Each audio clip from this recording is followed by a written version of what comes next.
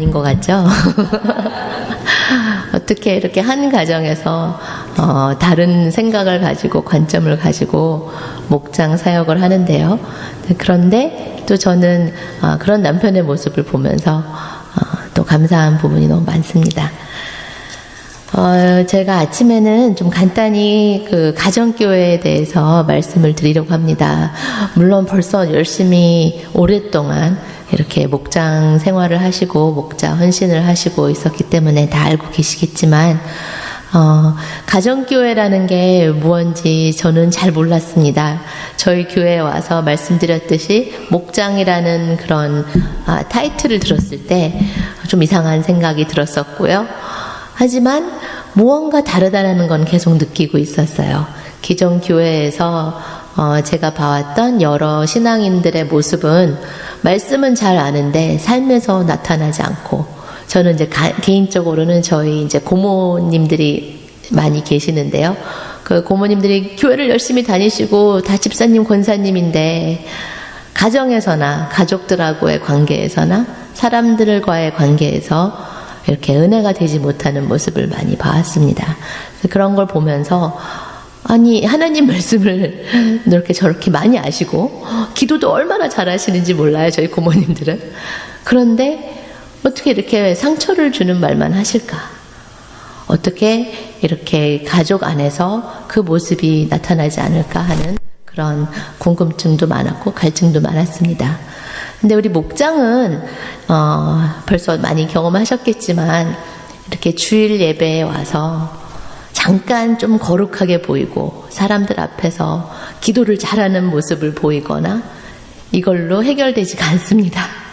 목장에서 매주 만나서 밥을 먹고 가족이 되다 보면 부족한 부분, 나의 실수, 나의 아픈 점, 그리고 못난 점들이 너무 드러나기 시작하는 것 같아요. 저는 개인적으로 그게 너무 힘들었습니다. 잘 포장하고 있어야 되는데 그냥 좀 예쁘게 차려입고 좋은 가방 하나 들고 교회 와서 예배드리고 집에 가면 그게 다야 되는데 목장에서는 그런 모습들이 자꾸 숨겨지지가 않는 거예요. 그렇기 때문에 목장이 너무 어렵더라고요. 포장하고 예쁘게 좀 그냥 괜찮은 사람처럼 보이고 끝나야 되는데 저희가 목장에서 보면 서로의 허물들이 너무나 드러납니다. 근데 저 같은 경우는 그런 허물들을 이렇게 나중에는 제가 드러나는 게 이제 부족하고 또 부끄러워서 싫었던 부분도 있지만 나중에 이제 목장 생활을 하다 보니까 목자 목료로 됐을 때는 또 저한테는 챌린지가 있었어요. 지적을 해주고 싶은 거예요. 이런 허물들을. 잘못하고 있는 걸 꼭 말해주고 싶은 거예요. 이걸 입을 다물고 있어야 되는데. 그래서 그런 부분이 또 저한테는 챌린지가 됐던 것 같습니다. 근데 그 가정교회는 어제도 말씀드렸는데요. 세상에 존재하지 않는 그런 모임이 우리 목장 모임인 것 같습니다. 나와 환경도 맞지 않고 생각도 틀리고 취미생활도 틀리고 또 여러 가지로 나와 맞지 않은 사람들이 모여서 한 가족이 된다는 거는 정말 말이 안 되는 것 같아요. 세상에서는 나에게 도움이 되지 않는 사람은 특별히 만날 이유가 없습니다. 그리고 그 사람들을 섬긴다는 것도 말이 되지 않는 그런 논리인 것 같습니다.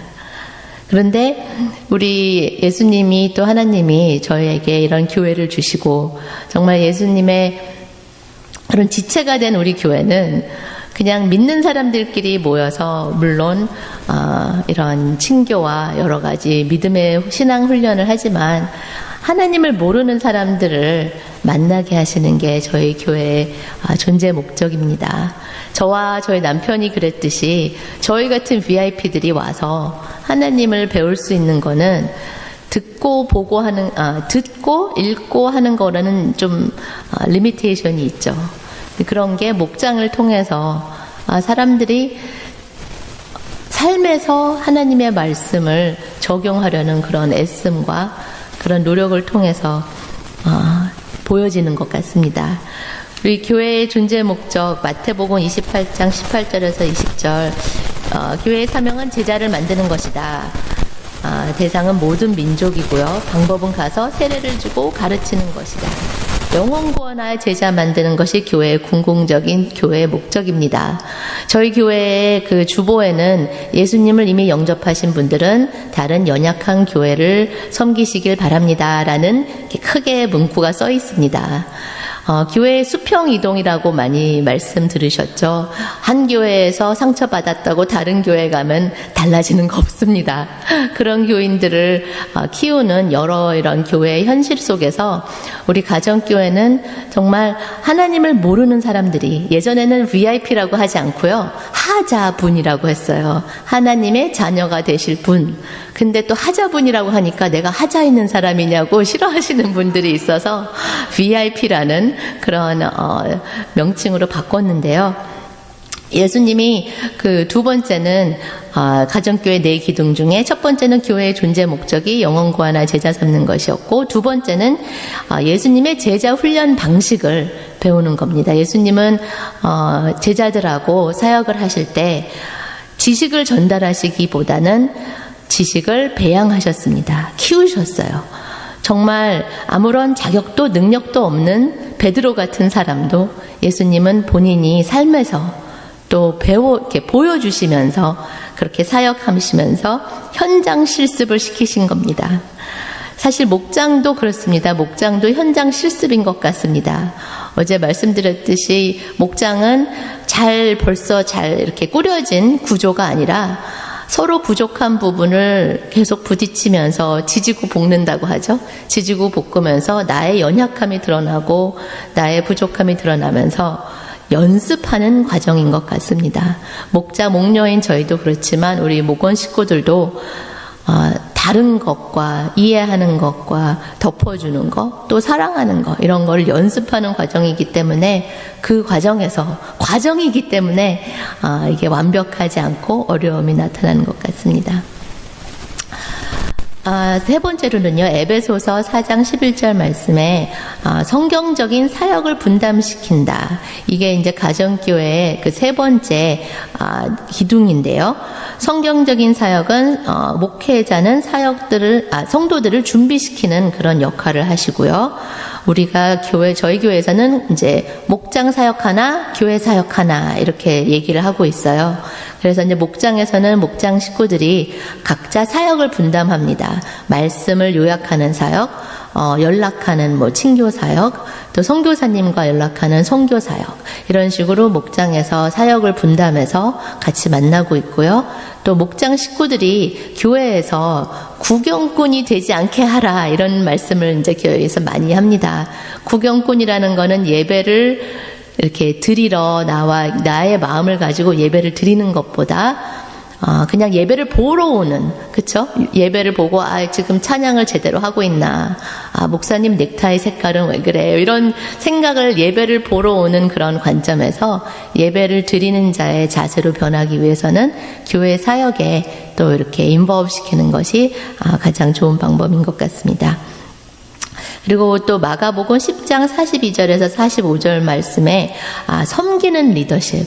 제가 어저께도 우리 목장 사역을 얘기하면서 섬긴다는 거, 누군가를 그 사람이 나한테 뭔가 이득을 주기 위해서 섬기는 것이 아니라 예수님이 그렇게 하셨기 때문에, 하나님이 저희한테 예수님을 보내셨을 때 저희의 왕으로 보내시지 않고 저희를 군림하시지 않고 오히려 낮은 자리에서 낮은 자의 발을 씻기시는 그런 섬김을 보이신 우리 예수님처럼 저희도 이웃과 우리 형제 자매니들의 그런 종이 된다는 그런 마음을, 아까 우리 목사님, 황 목사님 말씀해 주셨듯이 다른 사람을 성공시키기 위해서 저희가 준비하고 있는 그런 가정교회 모습입니다.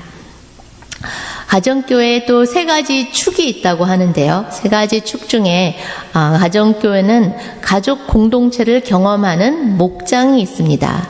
이 목장은 서로의 마음을, 정적인 부분을 만져주고 서로를 또 도와주는 그런 장소가 되는데요.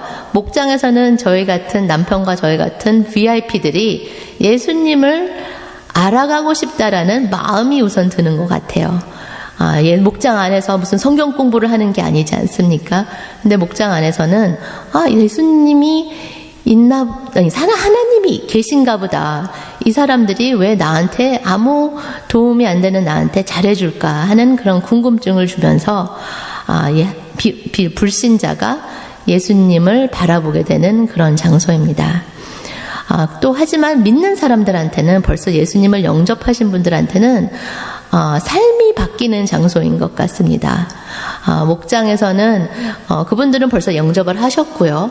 예수님이 누구고 하나님이 누구고 나의 아버지라는 걸 다 아시고 또 말씀 공부도 했었을 거고 기도 생활도 할 수 있는데, 그런데 우리 기존 교회에서 제일 어려운 부분이 다들 지식은 이렇게 많으신데 삶이 변하지 않는 그런 구조인 것 같습니다. 근데 저는 이제 개인적으로 저희 교회에서 여성 리더십 사역의 그 간사로 섬기고 있는데요. 다른 그 장로교회, 저희는 PCUSA 교단인 아래 있는 교회인데요. PCUSA 안에 한인 그 여성교회 전국 연합회 이런 게 있습니다. 그래서 그 사역에 제가 이제 동참하는 부분을 우리 김인기 목사님께서 2년 전에 이렇게 말씀을 하셔서 그때도 순종하는 마음으로 도대체 뭘 하는지 모르고 우선 가라고 하니까 갔어요. 근데 이제 PCUSA에 이제 그 안에 있는 장로교회 각 여전도회라든지 여성교회 이제 회장님들 부회장님들 이런 여러 분들이 모여서 이제 전국 연합회를 하는 건데요. 그 안에서 저는 제가 어렸을 때 봐왔던 저희 고모님들 같은 여성분들을 너무 많이 만난 거예요. 거기에 오셔서 너무 쓸데없는데 목숨을 걸고 다 하세요. 예를 들어 여성교회, 이걸 또 나중에 어디 가서 말씀하지 마세요. 제가 이렇게 얘기했다고.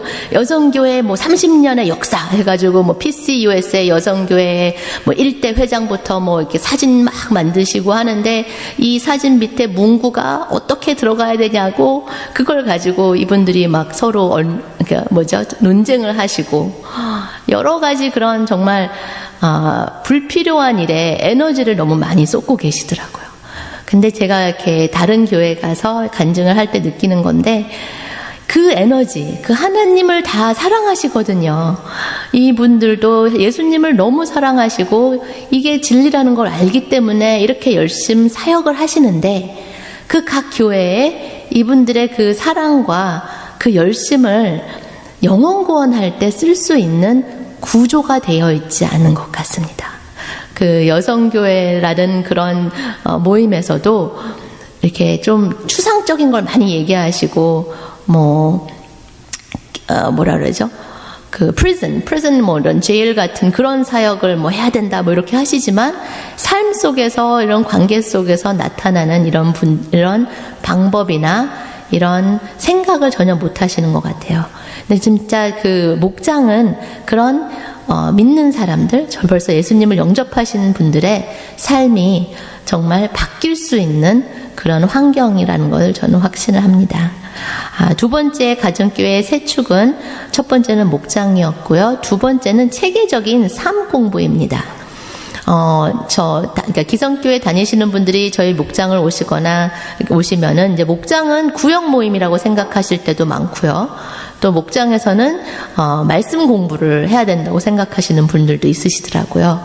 근데 저희 교회 같은 경우는 목장에서는 이제 말씀이나 그 공부를 하는 게 아니라 적용을 하는 게 지금 제일 중요한 부분이라서 지난주 목사님 설교 말씀을 내 삶에 얼마나 적용을 했는지 이제 그런 부분을 보고 있어요. 근데 사실 주일 예배 딱 드리고 은혜 많이 받았다고 하고 돌아서서 나가면 잊어버리는 그게 현실인 것 같습니다. 근데 일부러 이제 목장에서는 적용을 하는 걸 하고 그렇다고 해서 적용만 해서 되는 것도 아니에요.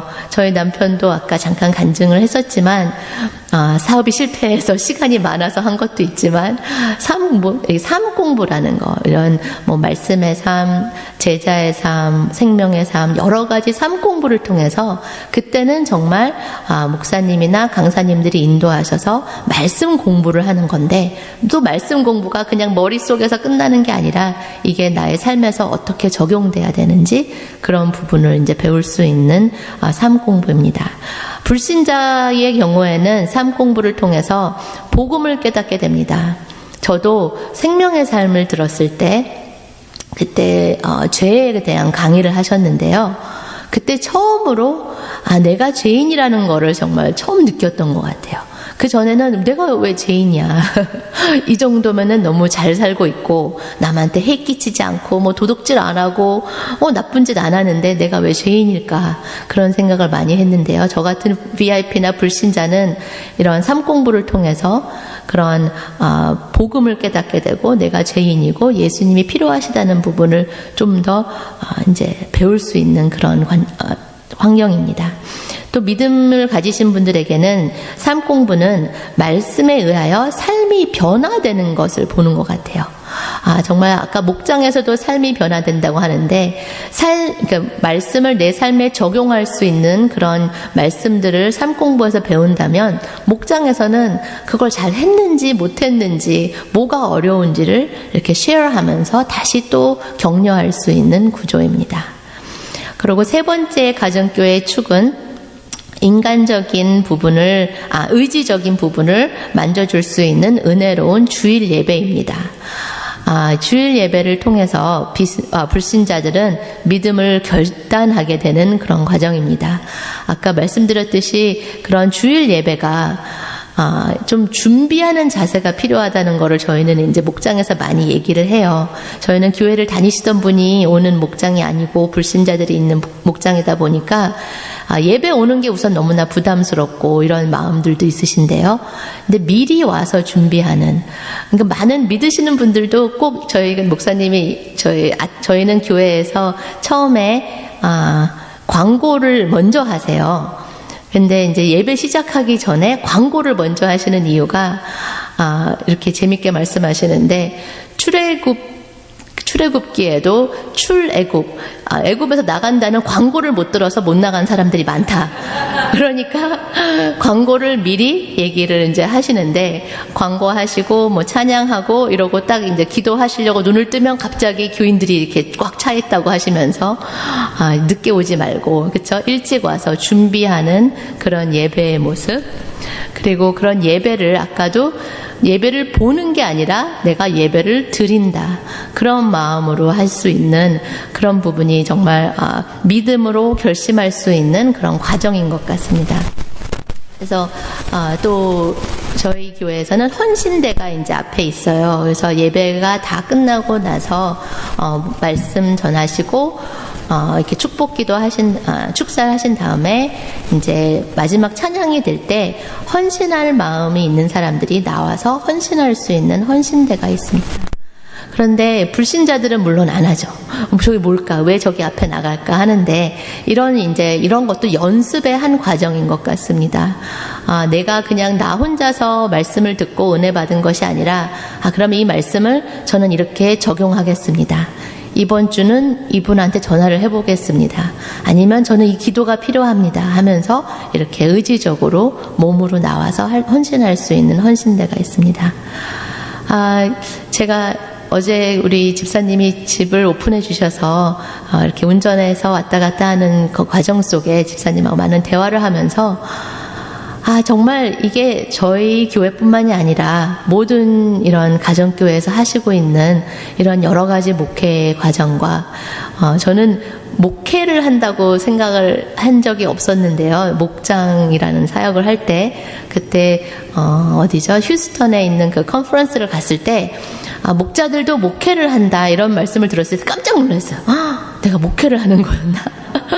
이게 신학교를 간 것도 아니고, 그쵸? 그렇다고 무슨 전도사도 아니고, 왜 목회를 하고 있지? 라는 생각을 했었는데요. 그게 하나님이 바라시는 우리 하나님의 자녀들한테 주신 그런 사명 중에 하나인 것 같습니다.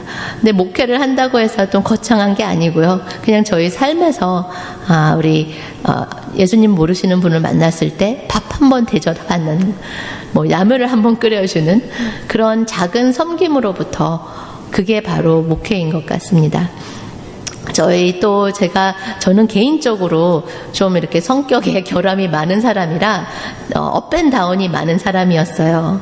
그래서 이런, 목장 생활을 하고 또 목자 목녀로 있으면서, 너무 이렇게 너무 좋았다가 또 확 내려갔다가 이런 부분이 많더라고요. 그래서 이제 목사님하고 상담을 하는데 목사님이 신앙생활은 과정이다 그러시는 거예요. 그래서 우리가 예수님 영접했다고 하루아침에 이렇게 갑자기 홀리해지지 않는 것처럼 목장 사역도 하루아침에 막 사랑이 넘치고 그러지는 않은 것 같아요. 물론 그러신 분들도 있으세요. 그런데 저희가 이렇게 모든 목자 목녀님들과 교회 분들이 한 디렉션으로 같이 갈 때 이렇게 업앤다운 하던 게 좀 그 업앤다운이 이제 슬로우해지면서, 그쵸? 저 자신들의 그런 결함이나 아픔이나 이런 것들을 잘 만져하면서 변화할 수 있는 그런 과정이 저의 목장인 것 같습니다. 그래서 이렇게 또 기회를 주셔서 너무 감사드리고요. 지금인 저희 남편과 저에게 또 질문 있으신 분들이 있으시면 얼마든지 질문 받겠습니다.